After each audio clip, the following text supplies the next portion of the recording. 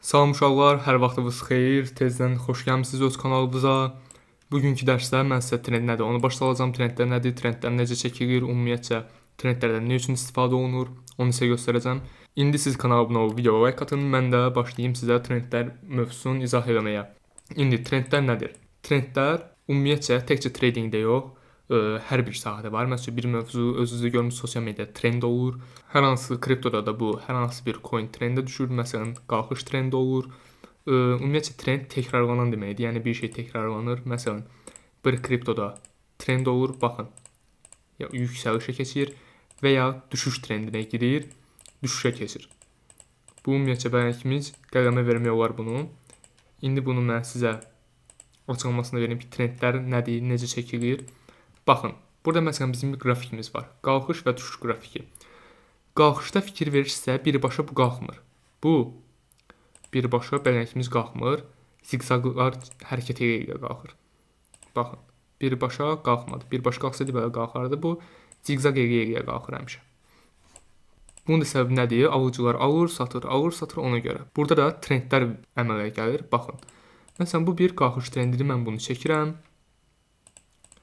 Və qalxış trendi bitdi, trendi qırdı və artıq keçir düşüş trendinə. Baxın, və düşüş trendi başlayır.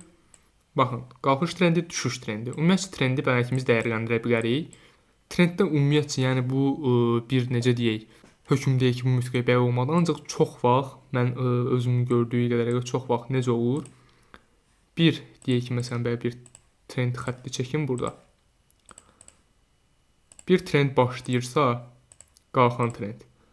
Bu qırılanda aşağıya doğru qırılır. Yox, əgər bir düşən trend varsa, bu çox mənim qarşıma çıxıb.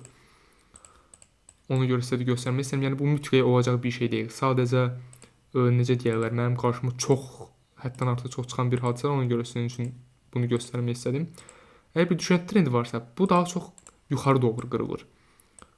Bunun qırılmağını da artıq biz necə bilirik? Həcmlərdən, nə qədər həcmlidir, qalxışın həcmi nə qədərdir, artıq onlardan bilirik. Onları da sizə növbəti videolarda göstərəcəm. İndi qısa bir şəkildə necə biz qrafiklər üzərində bunu gözləməyə bilərik trendləri. Əslində açan kimi bizim qarşımıza çıxır, hər zaman çıxıb, hər zaman da çıxacaq. Baxın, qalxış trendidir.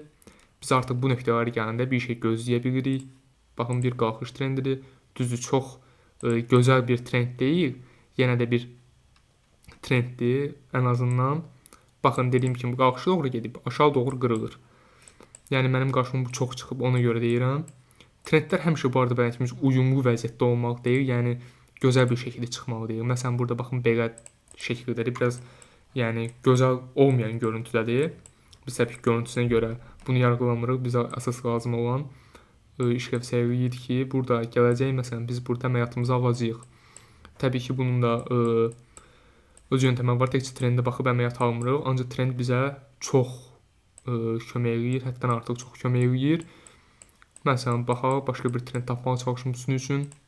Baxın, məsələn, burada bir trend var, burada düşən trend var. Ümumiyyətcə, Bitcoin hazırda düşən trenddədir.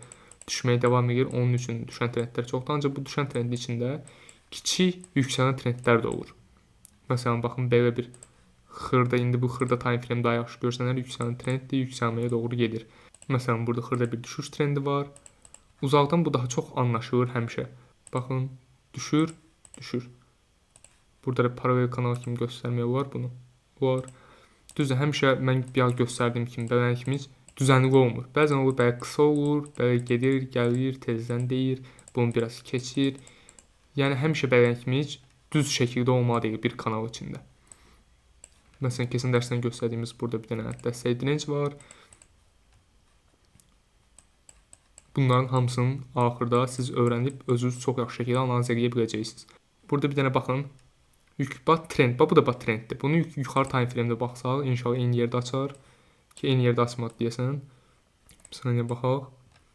Aha, burada bir yüksələn trend var. Məsələn, bunu belə kimi şəkildə görə bilərik. Düzdür, çox necə deyək, nizamlı şəkildə deyil.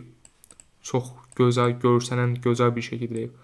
Ancaq yenə də bir trenddir. Baxın, hər dəfə bu hissəyə gələndə, bunu bu arada belə çəkmə məcburiyyətinə deyirsiniz. Məsələn, bu biraz yuxarıda olar, bir ucu biraz aşağıda olar ki, məsələn bu kanalın içində, bu trend kanalının içinə həmişə gələndə qiymət buralardan bir yerdən dönüş alır. Onu da yenə başqa bir şeylərdən kömək istəyərək. Məsələn baxın burada yüksəliş siqnalı verir, burada biraz yüksəliş siqnalı verir ki, məsələn buralardan bir yerdən yüksələ bilər.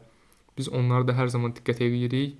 Ümumiyyətlə bir şeyə görə heç vaxt əməliyyat açmırıq. Trendə görə, istəyir bir indikatora görə, istəyir bir dəstək dirəncə görə heç vaxt tək bir şey üzrə əməliyyat açmırıq. Telegrama da gəlib bilərsiniz bizim analizlərimizə baxmaq üçün. Orada biz qrup şəklində analiz edirik hər şeyi, hər şeyə baxırıq. X-də də bizi Twitterdə takib edə bilərsiniz. Orada da gündəlik biz xəbərləri paylaşırıq ki, xəbərlər çox önəmlidir burada. Yəni bir xəbər siz analiz edirsiniz ki, məsələn bu aşağı düşəcək, ancaq bir xəbər gələr, bu bütün, yəni hər şeyi, bütün analizləri yıxar, atar. Ona görə xəbərləri takib etmək üçün bizi Telegramdan, X-dən, Twitterdan takib edə bilərsiniz. Ayrıca bütün bu eğitim serilərində, bütün kripto haqqında olan məlumatları da öyrənmək üçün YouTube kanalımıza abunə ola bilərsiniz. Video bu qədər idi. Videoda sizə trendləri göstərdim. Gələn videoda da daha fərqli şeylər göstərəcəm. Yenə dediyim kimi kanala abunə olmağı unutmayın. Sağ olun, salamat qalın.